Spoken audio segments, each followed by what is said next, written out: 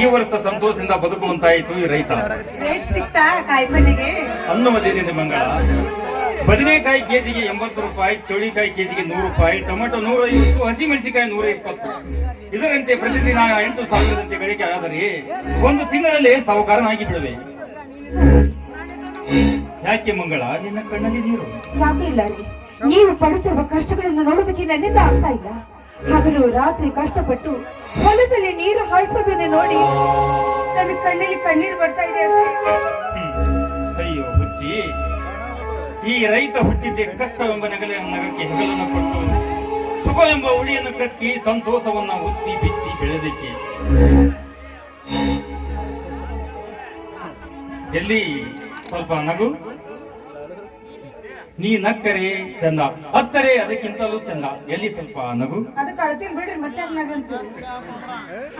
ಅಂದ್ರೆ ಏನ್ ನೀವು ಹೇಳೋದು? ಅಂದರೆ ನೀನು ಅಳುವಾಗ ಅರಳೋದಯದ ಹೂವಿನಂತೆ ತುಂಬಾ ಮುದ್ದಾಗಿ ಕಾಣಿಸ್ತೀಯ. ಅದು ನನಗೆ ತುಂಬಾ ಇಷ್ಟ. ಸ್ವಾಮಿ, ನಿಮ್ಮಂಥ ಮುಕ್ತ ಮನದ ಪತಿಯನ್ನು ಪಡೆಯಬೇಕಾದ್ರೆ ನಿಜವಾಗಲೂ ನಾನೇ ಧನ್ಯ. ನಿಮ್ಮ ಒಂದೊಂದು ಮಾತುಗಳನ್ನು ಕೇಳಿದ್ರೆ ನನಗೆ ಸ್ವರ್ಗ ಸಿಕ್ಕ ಹಾಗೆ ಭಾಸವಾಗ್ತದೆ.